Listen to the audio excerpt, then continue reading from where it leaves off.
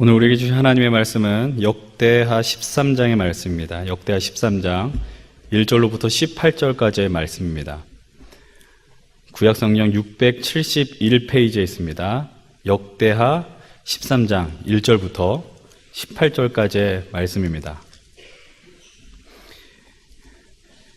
구약성경 671면에 있습니다. 역대하 13장 1절로부터 18절까지의 말씀을 저와 여러분들이 한 절 한 절 교독하겠습니다. 제가 먼저 1절의 말씀을 봉독해 올리겠습니다. 여로보암 왕 18째 해에 아비야가 유다의 왕이 되고 3년 동안 다스리니라. 그의 어머니의 이름은 미가야요 기브앗 사람 우리엘의 딸이더라.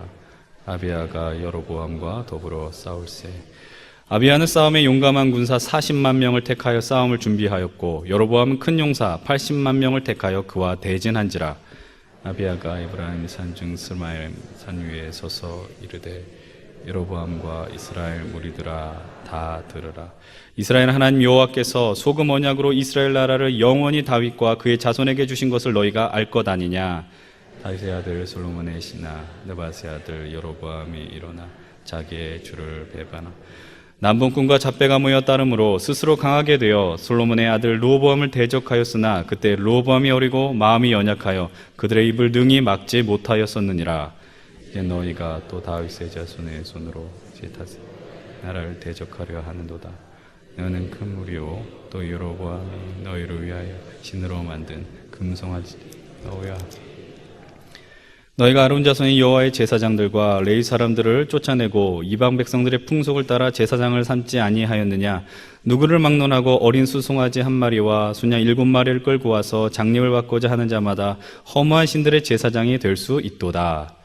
우리에게는 여호와께서 우리 하나님이 되시니 우리가 그를 배반하지 아니하였고 여호와를 섬기는 제사장들이 있으니 아론의 자손이요 또 레위 사람들이 수종들 매일 아침 저녁으로 여호와 앞에 번제를 드리며 분향하며 또 깨끗한 상에 진설병을 놓고 또 금 등잔대가 있어 그 등에 저녁마다 불을 켜나니 우리는 우리 하나님 여호와의 계명을 지키나 너희는 그를 배반하였느니라. 우리와 함께하사 우리의 머리가 되시고 그의 제사장들도 우리와 함께하여 전쟁의 나팔을 불어 너희를 공격하느니라. 이스라엘 자손들아 너희 조상들의 하나님 여호와와 싸우지 말라. 너희가 형통하지 못하리라. 여로보암이 유다의 뒤를 둘러 복병하였으므로 그 앞에는 이스라엘 사람들이 있고 그 뒤에는 복병이 있는지라. 그 사람이 뒤를 돌아보고 자기 앞뒤에 적병으로 말며 여호와께 부르짖고 제사장들은 나팔을 부니 유다 사람이 소리 지를 때에 하나님이 여로보암과 온 이스라엘을 아비야와 유다 앞에서 치시니 유다 앞에서 도망한 자 하나님이 그들의 손에 넘기셨습니다. 아비야와 그의 백성이 크게 무찌르니 이스라엘의 택한 명사들이 죽임을 당하고 엎드러진 자들이 50만 명이었더라. 그때 이스라엘 자손이 항복하고 유다 자손이 이겼으니 이는 그들이 그들의 조상들의 하나님 여호와를 의지하였습니다. 아멘. 오늘도 또 주님께서 우리에게 크신 은혜 주실 줄로 믿습니다. 우리 옆에 있는 분들 보면서 이렇게 인사했으면 좋겠습니다. 은혜로운 찬양을 들으니 말씀을 더 잘 들을 것 같습니다. 인사하겠습니다.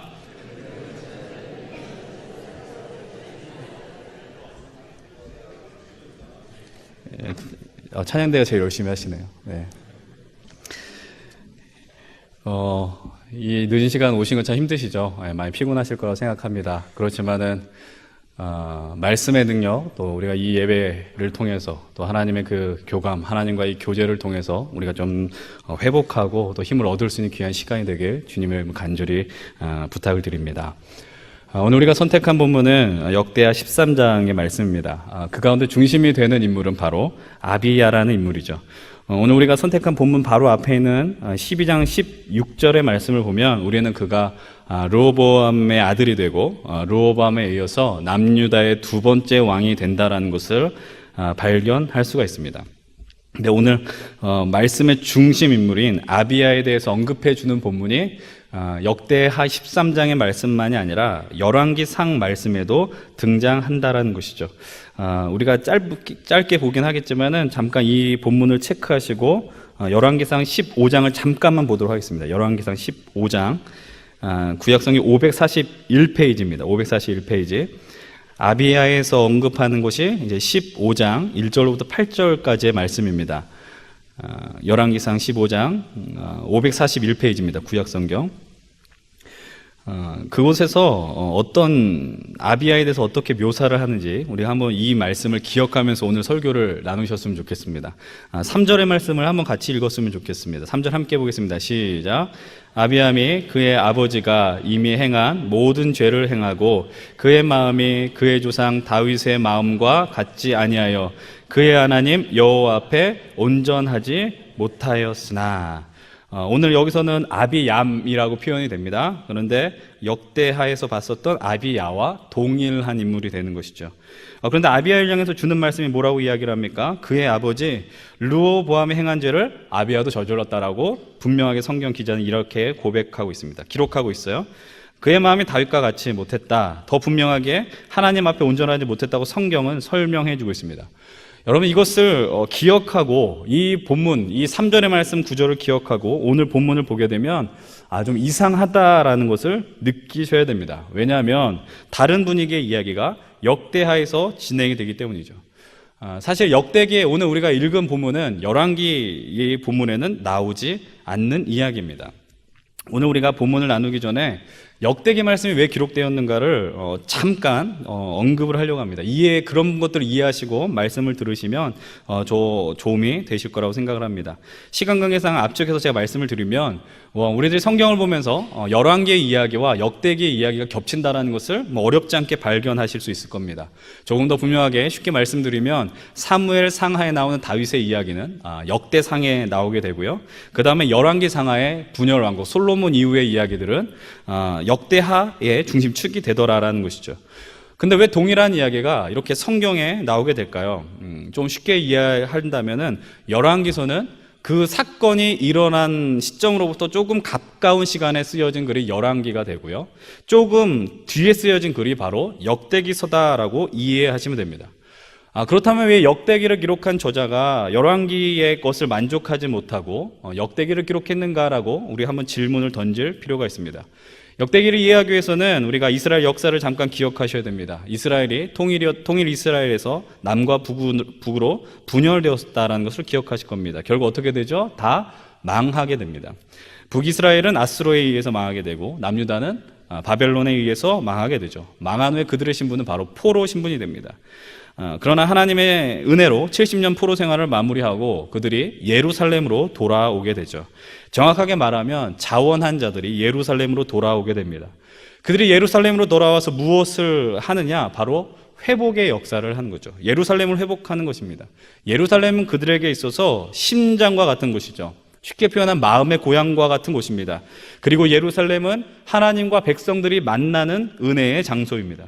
그렇기 때문에 유대인들이 돌아오면서 예루살렘에 무엇을 지어야 하느냐? 바로 성전이 필요하다는 것을 깨닫게 된 것이죠.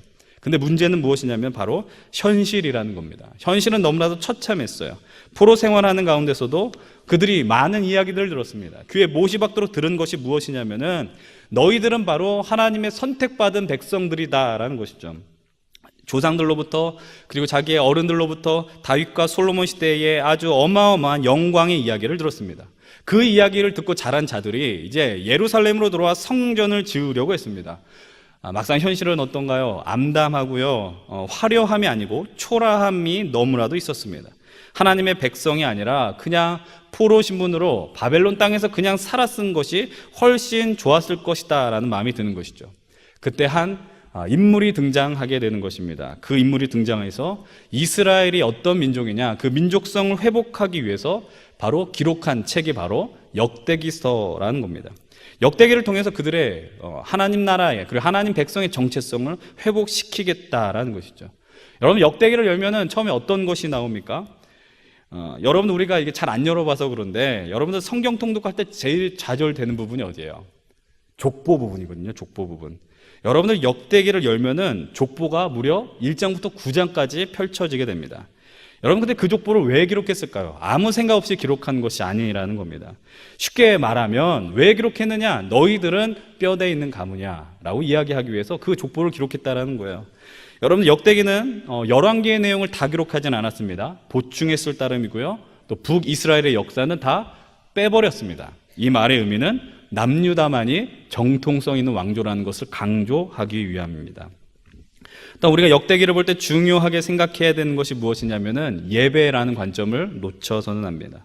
역대기를 그래서 제사장 중심의 책이라고 이야기를 합니다. 왜 예배를 중요시 여길까? 왜 역대기를 기록한 자는 왜 예배라는 주제를 아주 중심에 두었을까? 이 질문을 우리들이 가슴에 새기면서 말씀을 나누었으면 좋겠어요. 예배가 어떤 역할을 하는지 오늘 말씀을 나누면서 우리가 더 아주 선명하게 이해하실 수 있을 것 같습니다. 제가 표정을 보니까 절반은 알아듣고 절반은 못 알아들은 것 같아요. 그래도 뭐 해야 될 건 해야 되기 때문에 이제 본격적으로 본문을 봤으면 좋겠습니다. 우리가 먼저 좀 봐야 될 상황이 있습니다. 우선 아비야가 누군지는 이미 살펴봤습니다. 이제 그렇다면은 아비야의 현실을 봐야 되는 거죠. 이제 여러분 역대하 13장이 펼쳐져 있으셔야 됩니다. 아비야의 현실은 뭐냐면 왕이에요, 왕. 아비야는 왕이잖아요. 유다의 왕이 되었습니다. 왕이 되었다는 말의 의미는 뭘까요? 권력이 생겼다는 말의 의미겠죠. 그리고 어떨까요? 권력 있고 리더가 되는 거니까 멋져 보이지 않습니까? 그러나 마냥 기분 좋지만은 않을 겁니다. 왜냐하면 책임져야 되는 상황이 있기 때문입니다. 그리고 본인이 원치 않았지만 책임져야 할 상황이 오늘 본문에 펼쳐지는 것이죠. 대놓고 말씀을 드리면 아비야에게 있어서는 위기가 닥쳤다라는 것입니다. 어떤 위기냐? 성경은 이렇게 이야기합니다. 남유다는 아비야의 아버지인 르호보암 때부터 북이스라엘과의 전쟁이 끊이지 않았다라고 성경은 이야기합니다. 아비야라고 별다른 상황이 아니라는 것이죠. 여러분, 전쟁을 하기 위해서는 반드시 필요한 것이 무엇이냐면 전투력이 필요합니다. 여러분, 특별히 고대에서 가장 중요한 전투력이 뭐겠습니까? 무기의 질이 중요하겠다라고 생각할지 모를 거예요. 요즘 뭐 버튼 하나면은 뭐 미사일이 날아가고, 그러나 오늘 성경이 그것이 중요한 것이 아니죠. 질보다 양이 중요한 겁니다. 무조건 군사가 많으면 우리의 표현을 하면 장땡이라는 이야기예요. 그런데 오늘 성경은 어떤 이야기를 하느냐? 13장 3절의 말씀을 좀 함께 읽었으면 좋겠습니다. 3절의 말씀 함께 봅시다. 시작. 아비야는 싸움에 용감한 군사 40만 명을 택하여 싸움을 준비하였고, 여로보암은 큰 용사 80만 명을 택하여 그와 대진한지라. 여러분들, 남유다는 용감한 자들 40만 명을 세웠다고 이야기합니다. 여러분, 그런데 북이스라엘 군사는 무려 몇 만이라고 이야기합니까? 80만이라고 이야기합니다. 딱 2배라는 것이죠. 여러분, 이 장면을 이상하게 볼 필요는 없을 것 같습니다. 정상이라고 이야기할 수 있을 겁니다. 왜냐하면 이스라엘이 분열을 되었을 때 남쪽에는 유다와 베냐민 두 지파만 있었고, 북쪽으로는 여로보암을 중심으로 10개의 지파가 연합해서 정권이 탄생되었기 때문입니다. 이런 태생적으로 봐도 균형이 맞지 않았습니다. 누가 봐도 이 상황은 결과가 뻔히 나오는 싸움입니다. 누가 이기겠습니까? 바로 북이스라엘이 이길 수밖에 없는 전투였다라는 것이죠. 여러분, 우리가 세상을 살아가게 되면서 여러 가지 어떤 상황, 깨힘, 모험을 이렇게 맞이하게 되는 것 보게 될 것입니다.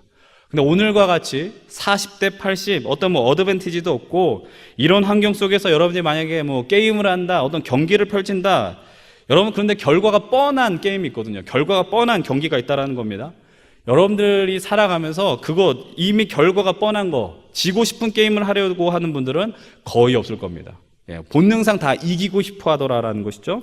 근데 막상 그 자리에 보니까 환경이 뻔히 보이고 보나 마나 한다. 그러면은 하고 싶지 않다라는 겁니다. 지금의 현실은 아비야 자신이 여러분들 유도한 상황이 아니지 않습니까? 아버지 때부터의 상황을 그대로 물려받은 겁니다. 아비야 입장에서는 좀 억울할 수도 있을 것 같아요. 왜 계속 전쟁을 해서 왜 나에게 이렇게 힘든 상황을 물려줬을까? 전력을 따져봐도 너무 불리합니다. 그것만이 아니고요. 지금 상대가 누구냐면 여로보암입니다. 여러분 1절을 보시면 뭐라고 이야기하냐면은 여로보암이 왕위에 오른 지 몇 년째라고 이야기를 합니까? 18년째가 됐다라고 이야기를 합니다. 여러분, 근데 아비야는 몇 년짜리입니까? 1년짜리예요.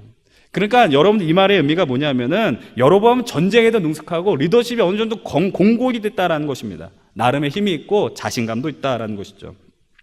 아비야는 국내 정치에도 자신의 위치가 안정적이기 위해서 애를 써야 하는데, 국내뿐만 아니라 국외를 향해서도 에너지를 쏟아야 됩니다. 북이스라엘과의 전투가 있다는 것이죠.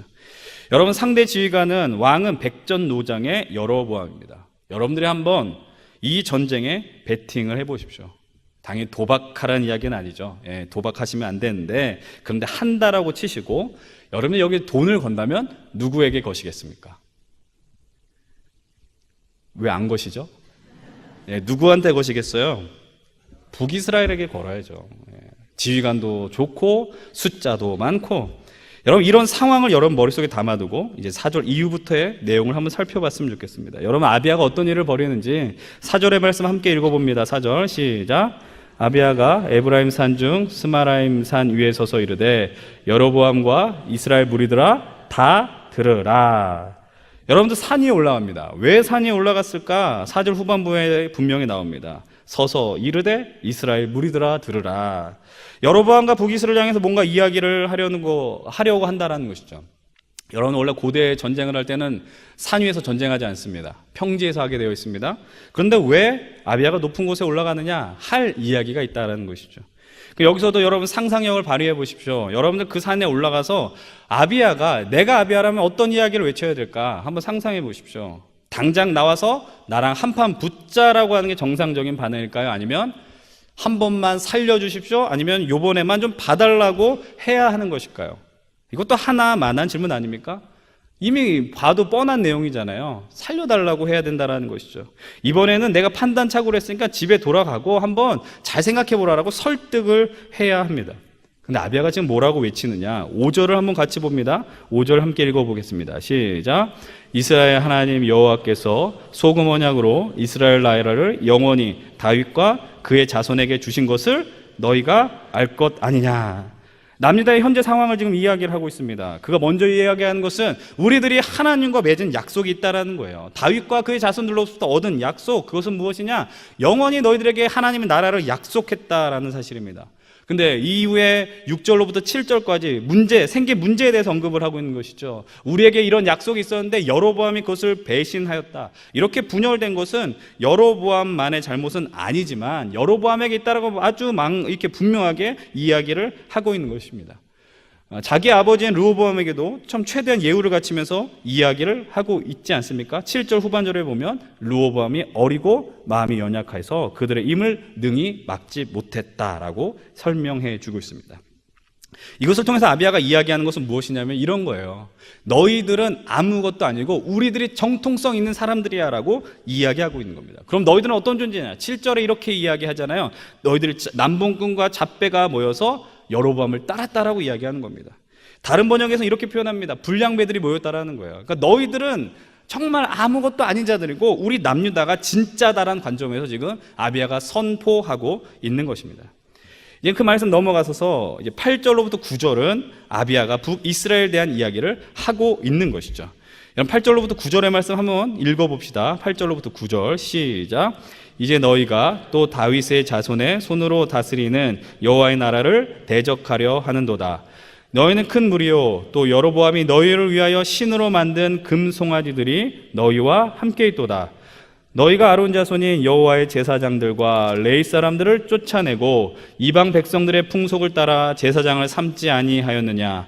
누구를 막론하고 어린 수송아지 한 마리와 순양 7마리를 끌고 와서 장립을 받고자 하는 자마다 허무한 신들의 제사장이 될 수 있도다. 이 말의 의미가 무엇입니까?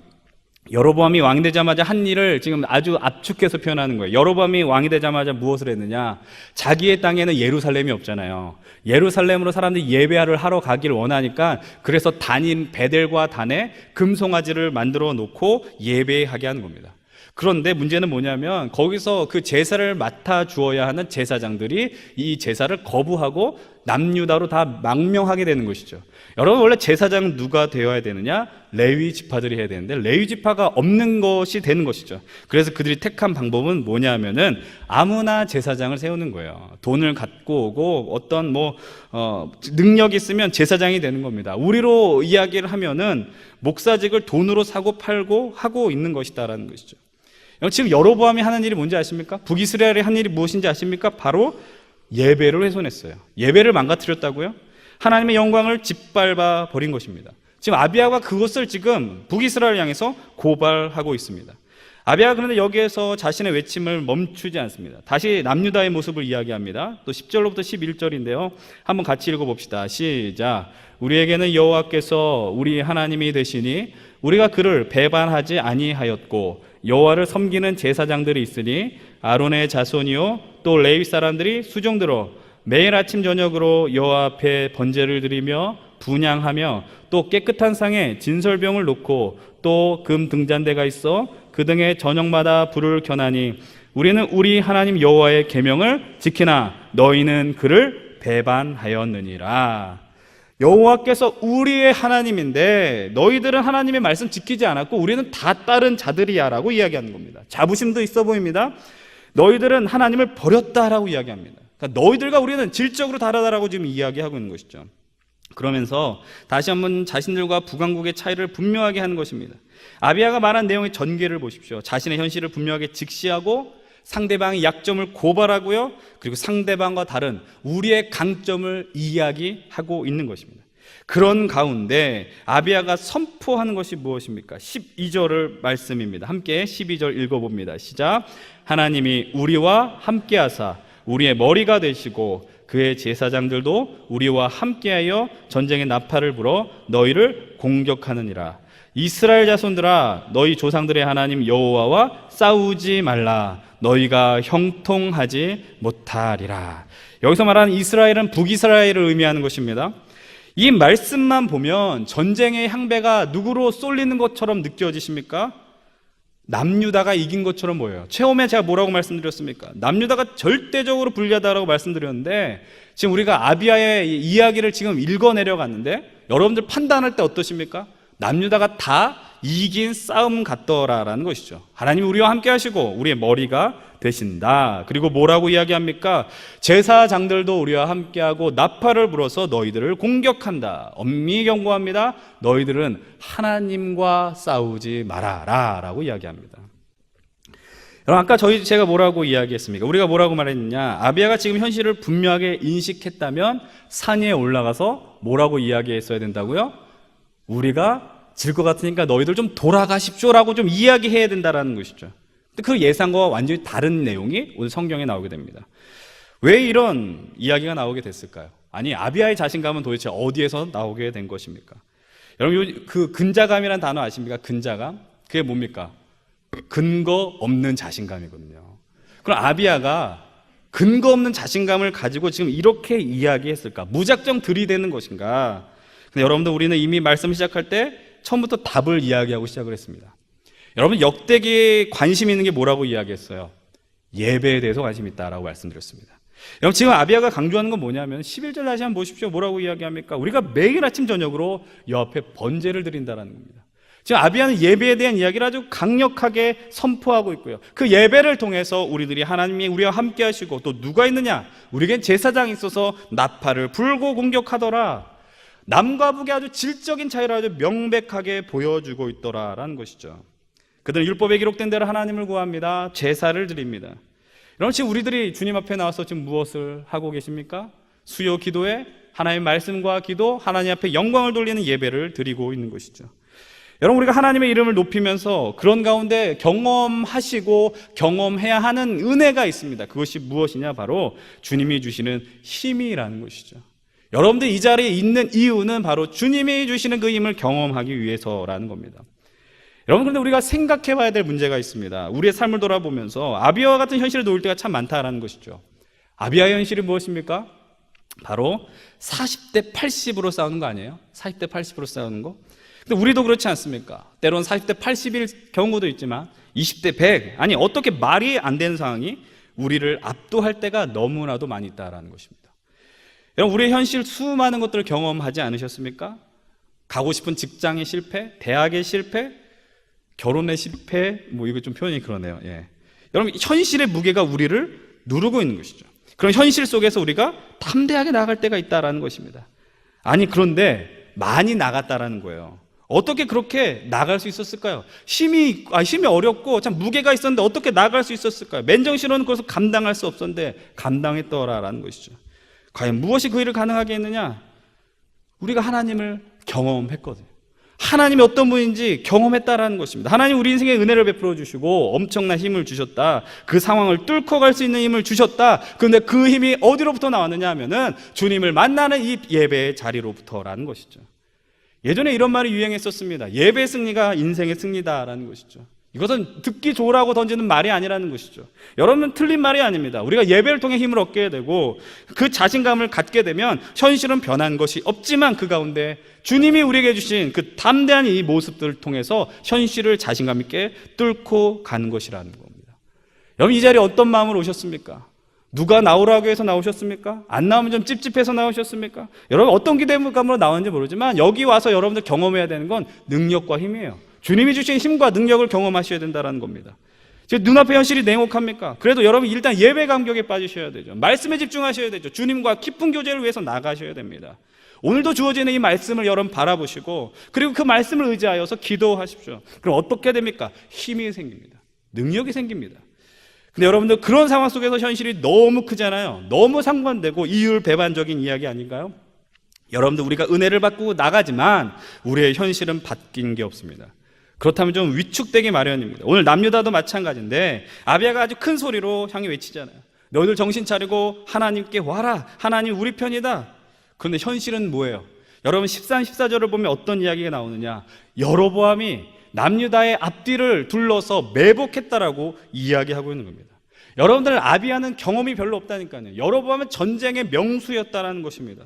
매복 전술은 남유다 군사들로 하여금 당황하게 하는 현실이라는 겁니다. 근데 잘 보십시오. 그들이 무엇을 하느냐? 14절로 보면은 그들이 앞뒤의 적병으로 말미암아 여호와께 부르짖고 제사장들은 나팔을 불었다라고 이야기하고 있습니다.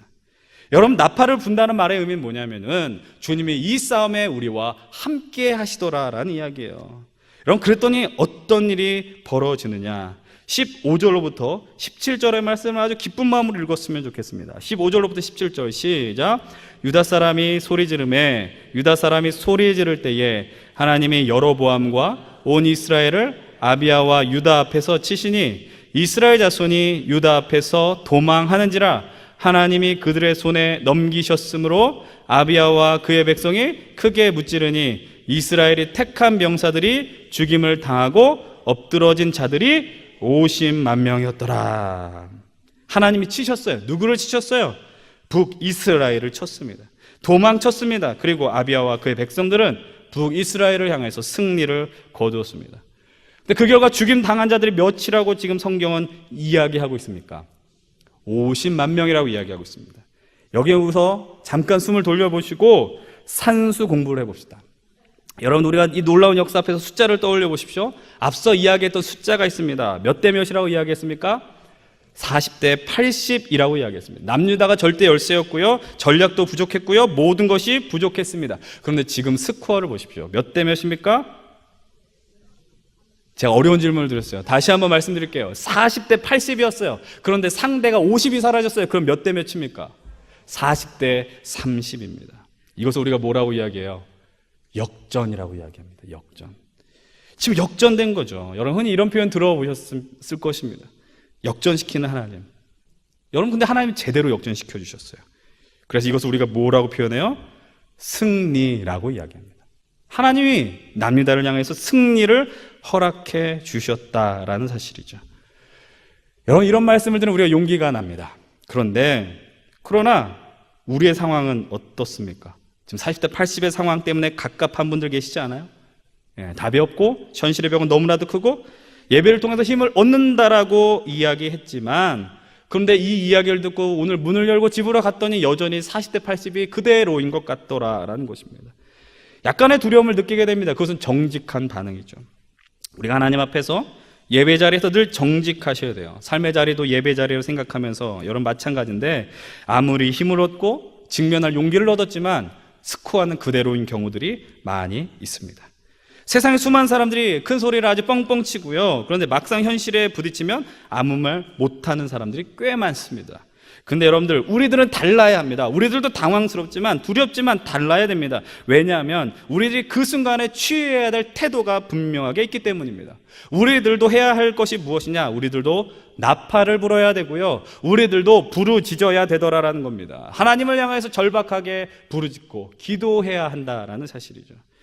여기 때 절박하게 이야기하는 건 여러분들 엉뚱하게 산에 올라가서 여로보암을 향하여서, 적을 향하여서 살려달라고 외치는 것이 아닙니다. 방향이 잘못됐잖아요. 그 산 위에 올라가서 하나님, 내가 여기 있습니다. 우리를 구해 주시옵소서. 이 현실 속에서 나를 살려주십시오. 이 연약한 나를 살려달라고 외쳐야 됩니다. 여러분, 우리가 놓여진 상황이 40대 80이 아니고요, 40대 41이 되더라도 여러분들 부르짖으셔야 됩니다. 아니, 동점이라도 부르짖으셔야 됩니다. 아니, 우리들이 이기고 있어도 부르짖어야 됩니다. 하나님을 찾아야 됩니다. 지금 이 무서운 현실 앞에서 여러분 무엇을 찾고 계십니까? 엉뚱한 거 찾고 계시지 않습니까? 북이스라엘을 보십시오. 하나님을 찾지 않고 금송아지를 만들어서 엉뚱하게 나가는 거예요. 그들이 그것을 보면 진짜 하나님이라 생각했을지 모르지만 이 전투를 하면서, 그래, 우리에게는 금송아지가 있으니 우리도 하나님이 함께한다라고 생각했을지 모릅니다. 기억하십시오. 엉뚱한 자리에서 힘을 얻으려고 하면 그 인생은 망하게 되어 있습니다. 100% 망하는 겁니다. 12절 아비야가 뭐라 그랬어요? 너희들은 하나님과 싸우지 말아라 라고 이야기합니다. 이것을 거꾸로 표현하면 이런 이야기입니다. 하나님 여호와 무엇을 하라는 거예요? 너희들 하나님하고 적하지 말고 편먹으라는 거예요. 하나님하고 편먹으라고 지금 아비야가 외치고 있는 겁니다. 여러분, 하나님과 편먹은 자들과 그렇지 않은 자들의 차이가 얼마나 크게 드러나느냐, 20절의 말씀을 함께 읽어보면 좋겠습니다. 20절 함께 봅시다. 시작. 아비야 때 다시 강성하지 못하고 여호와의 치심을 입어 죽었다. 여로보암을 향해서 이렇게 이야기합니다. 강성하지 못했고 죽었다라고 표현합니다. 그럼 반대로 하나님과 편을 먹은 아비야는 어떻게 됐느냐? 21절입니다. 아비야는 점점 강성하며, 여기까지요. 아비야는 점점 강성해지더라. 이것이 결정적인 차이입니다. 여러분, 기억하십시오. 세상 사람들은 힘을 얻기를 원합니다. 위로를 경험하기를 원합니다. 다 좋습니다. 그런데 문제는 엉뚱한 데서 얻으려고 하는 것이라는 것이죠. 우리 하나님 어떤 분이십니까? 우리에게 힘 주시고 능력 주시는 하나님입니다. 지금 우리 인생 속에서 40대 80의 상황이 놓여 있을 수 있어요. 상대는 여우같이 노련한 백전노장이어서 우리의 마음을 무겁게 할지도 모르지만, 그러나 주님을 온전하게 예배하는 자들은 반드시 승리할 수밖에 없다라는 사실입니다. 여러분들, 우리들이 말씀의 결론을 맺도록 하겠습니다. 여러분들 기억하십시오. 승리라는 것이 무엇일까? 이긴다라는 것이 무엇일까? 우리들이 이미 말씀을 통해서 다 발견했습니다. 그것이 무엇이냐? 바로 18절이에요. 18절의 말씀 한번 좀 같이 봤으면 좋겠습니다. 18절 말씀 시작. 그때 이스라엘 자손이 항복하고 유다 자손이 이겼으니 이는 그들이 그들의 조상들의 하나님 여호와를 의지하였습니다. 여러분들, 승리가 무엇입니까? 라는 그 질문 가운데 여러분들 이렇게 대답하시면 됩니다. 주님을 의지하는 것이 승리입니다. 그렇다면 하나님을 의지한다는 것이 무엇일까요? 하나님을 의지한다는 것은 하나님 앞에 묻는 것이며, 하나님을 믿는 것이며, 맡기는 것이며, 여러분들 결국 의지한다라는 말의 의미는 주님과 대항해 싸우는 것이 아니라 한편이 되어 나아가는 것입니다. 여러분들, 하나님과 한편이 되십시오. 하나님과 등져서 뭐 하겠어요? 여러분, 하나님과 한편이 돼서 나아가는 것. 근데 여러분들, 하나님과 한편이 됐는데 실패를 할 수 있을까요? 없을까요? 실패할 수 있는데, 그러나 그것은 실패가 아닙니다. 그것이 우리의 삶으로 다 증명된 거 아닙니까? 여러분들이 원하는 대로 했던 것이 다 승리라고 여겨졌더라면 다 망했을 것입니다. 그러나 여러분들이 실패를 통해서 주님 앞에 엎드릴 수 있었고, 기도할 수 있었고, 만날 수 있더라라는 것이죠. 기억하십시오. 하나님을 의지하는 인생이 이기는 인생입니다. 하나님께 맡기는 인생이 승리하는 인생입니다. 여러분들, 이 말씀의 첫 번째 제가 읽었던 본문을 다시 읽으면서 결론을 내려고 합니다. 여러분들, 처음에 제가 했던 말씀 기억하세요? 열왕기에서는 아비야에 대해서 되게 부정적으로 묘사했고 역대기에서는 되게 좋게 묘사했더라는 것이죠. 그럼 여러분들, 어떤 본문이 맞는 이야기인 것 같습니까? 열왕기가 맞는 이야기일까요? 역대기가 맞는 이야기일까요? 여러분들, 결론은 둘 다 맞는 것입니다. 더 중요한 것은 무엇이냐면은, 오늘 우리가 아비야를 받고 남유다를 받지만 그들이 주인공이 아니었다라는 사실입니다. 여러분, 열왕기상 15장 3절과 4절의 말씀을 제가 메시지 본문으로 읽어 드리도록 하겠습니다. 아비야는 자기 아버지처럼 계속해서 죄를 지었다. 증조 할아버지 다윗과 달리 하나님께 신실을 하지 못했다. 그럼에도 하나님께서는 다윗을 생각하여 자비를 베푸시고 그에게 한 등불 곧 그의 뒤를 이어 예루살렘을 안전하게 지킬 아들을 주셨다. 여러분들, 아비야는 온전하지 못했습니다. 솔직히 말하면. 그런데 하나님이 다윗과의 약속을 기억하셨기 때문에 아비야를 사용해 주셨습니다. 지금 우리도 마찬가지입니다. 우리도 연약하고 부족하고 솔직히 인간적으로 말씀드리면 쓰임받을 조건이 아무것도 없는 자들입니다. 그럼에도 불구하고 하나님이 우리에게 힘을 주십니다. 왜냐하면 그것이 주님의 뜻이기 때문입니다. 우리가 경험한 승리는 우리의 승리가 아니요 하나님의 승리임을 기억하십시오. 오늘 말씀의 제목은 이것입니다. 이겼으니 의지하였음이니라. 이기는 것은 바로 하나님을 의지하는 것입니다. 여러분, 오늘 이 시간에 우리들이 하나님과 한편이 되어서 하나님의 이름을 부르짖고 찾고 나아가시기 바랍니다. 지금 여러분들의 상황이 40대 80인 것 좌절하지 마십시오. 아직 끝나지 않았습니다. 그리고 40일지라도, 아니 30, 20, 10일일지라도 주님이 오늘도 우리와 함께 하셔서 우리로 하여금 주님의 나라를 경험하게 하신다는 사실을 우리가 믿음으로 고백하시고 담대하게 나아가시기 주의 이름으로 간절히 축원드립니다.